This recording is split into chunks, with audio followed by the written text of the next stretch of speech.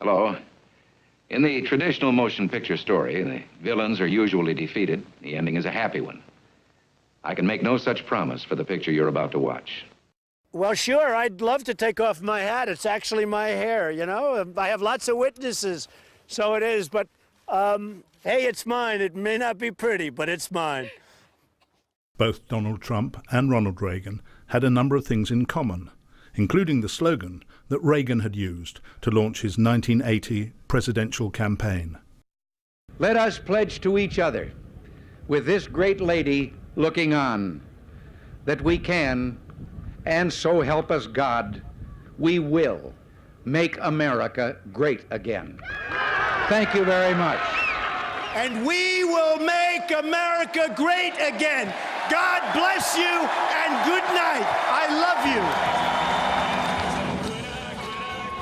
I think he just brings an optimism back to the United States that we haven't seen since Reagan.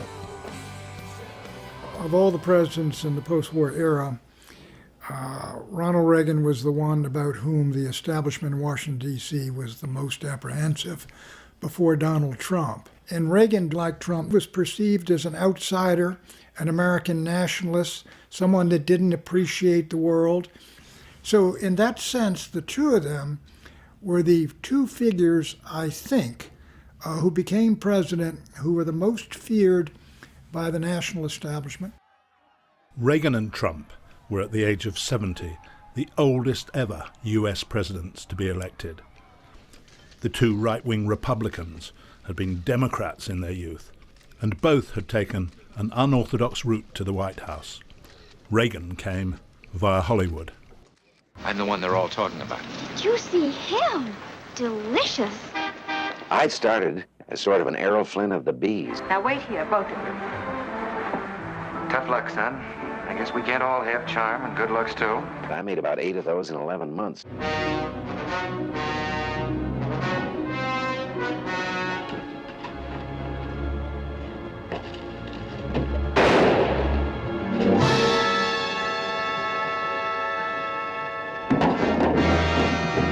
I was brave, but in a kind of a low-budget fashion, you know. New York City. And in this town, the sky's the limit. Believe me, I know. Donald Trump was rather less low budget. My name is Donald Trump, and I'm the largest developer in New York. I built a lot of buildings, but I also own golf courses, resorts. He was a billionaire property tycoon who hosted a reality TV show. I even have a television show. I am officially running for President of the United States. The Donald finally announced he was running for the presidency after 30 years of hinting he would, and the severest doubts were raised about his fitness for office, just as had happened with Ronald Reagan. I made a film about Reagan when he ran for president in 1980. He'd served for 8 years as governor of California, America's largest state. But he was still widely seen as a trigger-happy cowboy. I hope it's not a Greek tragedy. I questioned Reagan at a rare press conference. Governor, from the BBC in London, do you have any doubts about your ability to play the role of America's leading man? Do I have any doubts about my ability to play the role of leading man in America?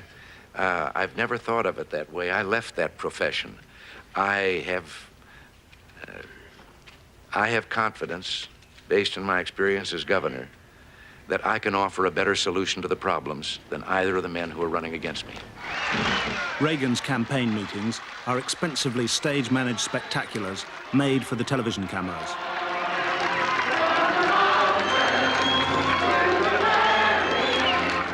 I would like to take the lead in taking government off the backs of the American people and turning you loose to do what I know you can do. Thank you. For his supporters, Reagan was the strong man America needed to stand up to the Soviet Union and its other enemies abroad. For his opponents, Reagan was a warmonger who threatened to attack the Iranian Ayatollahs who'd taken Americans hostage. The 50 US diplomats and citizens had been held hostage for over a year. Do you really think Iranian terrorists would have taken Americans hostage if Ronald Reagan were president? Do you really think the Russians would have invaded Afghanistan if Ronald Reagan were president? Do you really think third-rate military dictators would laugh at America and burn our flag in contempt if Ronald Reagan were president? As with Trump, the prospect of Ronald Reagan in the White House powerfully divided opinion on both sides of the Atlantic.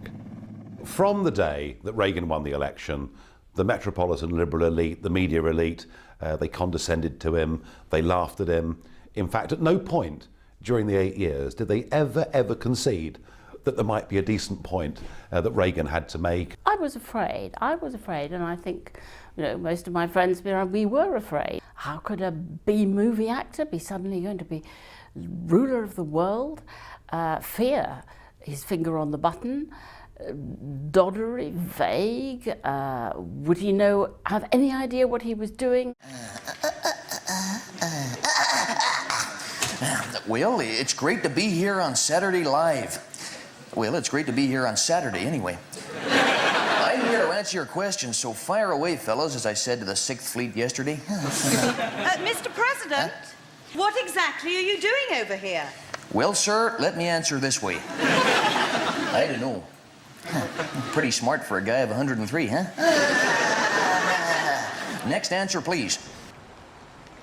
The satirist's victim, President Reagan, arrived in Britain. Like Donald Trump today, he had a woman prime minister as his opposite number. She fiercely rejected Reagan's spitting image. In a way, there was a love story, a political love story between Margaret Thatcher and Ronald Reagan. They found they believed in the same things, the same basic things: low taxes, strong defence, anti-communism. We in Britain think you are a wonderful president. We share so many of the same goals and a determination to achieve them, which you summed up so well, and alas, I cannot imitate this wonderful American English accent. You ain't seen nothing yet. I think President Reagan was a man who knew how to handle women. He had spent a lifetime handling beautiful women, and he knew what it took to do that. She responded very much to that. She liked to be treated as a woman, not just as a prime minister. Based on the career that I once had before this one, you are a very tough act to follow. They both saw communism as fundamentally evil, that the communist system needed to be brought down and destroyed. This poster parodying the film Gone with the Wind was for the most explosive love story ever. She promised to follow him to the end of the earth. He promised to organise it. Well, what do you have to say this morning, Mr. President? Good morning. But surprisingly, following Mrs. Thatcher's example, Reagan made a U-turn and forged a strong relationship with Mikhail Gorbachev, the reformist Soviet leader. Mikhail Sergeyevich, доброе утро! The two men met in Reykjavik, the Icelandic capital, and were to reach a deal on cutting back their country's nuclear weapons. Donald Trump says he wants to follow suit and have a meeting with the current Russian leader, Vladimir Putin. I think there will be a summit in Reykjavik even, which is quite interesting. Not unlike the summit between Reagan and Gorbachev some decades ago, where people were equally pessimistic, and yet what resulted? Frankly, the end of the Cold War. And we need an end to this Cold War. So how does the veteran US diplomat Raymond Seitz answer the great question about what is the exact nature of Trump's relationship with Putin? Damned if I know. I can't figure it out. But what is really President-elect Trump's view of Mr. Putin? I don't think he's just going to come over all soft and furry and be out there allowing President Putin to stroke him and they go off hand in hand into the sunset. No, that's not going to happen. Obviously it's not. The admiration between Putin and Trump is horrific. I don't think it'll last for any length of time because they are both dangerous narcissists, very easily offended and affronted, and one way or another one of them will rub the other one up the wrong way. It seems that Putin may well have all sorts of blackmailable material against Trump. The notorious leaked dossier, with its lurid allegations of Donald Trump watching Russian prostitutes urinate on a bed in a Moscow hotel, and any tapes of the so-called Golden Shower, would provide the Kremlin with classic blackmail material, if the story is true. It's all fake news. It's phony stuff. It didn't happen. It was a group of opponents that got together, sick people, and they put that crap together. Does anyone really believe that story? I'm also very much of a germaphobe, by the way. Believe me. Okay, fine. Russia hacked the election. Are you happy, Mom? Next question. Yes, you, sir. Yes, hello. I'm American journalist Wolf Blitzer. Are you sure Russia was behind hacking? I mean, maybe. But are you really sure? It was China. I mean Canada. It was Meryl Streep. Okay, this press conference is over. Mr. Nigel Farage. I think there was a shared feeling that we were two of the most vilified people in the Western world. Well, thank you, and good evening, Mississippi. If I think back through all of it, you know, what were the big contributions that I perhaps made, or the contributions I made towards the campaign? One was making Brexit part of the story, something that he completely embraced. I think it's going to be a Brexit plus, plus, plus. Does that make sense? Plus, plus, plus. If I speak to Trump's team and Trump's close advisors, and even to President-elect Trump himself, none of them think Trump would have won unless Brexit had happened. So you helped make Donald Trump president? Well, it wasn't the direct object at the time of fighting for all those years for a referendum, but as a byproduct, it was part of it, yes. I mean, there's no question about it that a lot of us that supported Trump also supported Brexit and English independence if they wanted it, and a lot of the other countries, if they want to get out of the EU, I mean, we understand that. We wanted to get out of the British Empire. Nigel Farage got his reward by becoming the first British politician to have a face-to-face meeting with President-elect Donald Trump, while the British Prime Minister, Theresa May, waited for an invitation. Yes, I look forward to working with President-elect Trump.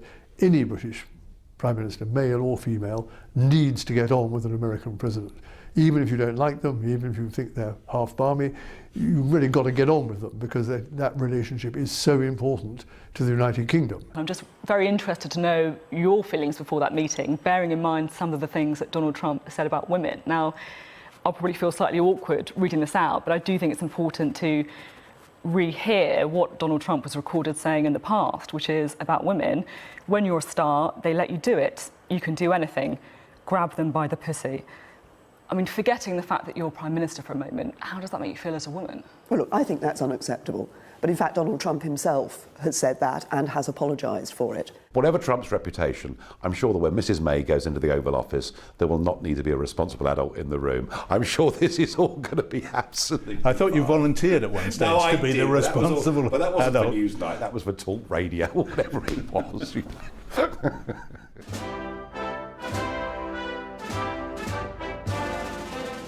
Donald Trump will go to Washington tomorrow as a political virgin, having never before held any public office. He keeps in his own office a picture of his hero Ronald Reagan, who had himself been much maligned as a dangerous maverick.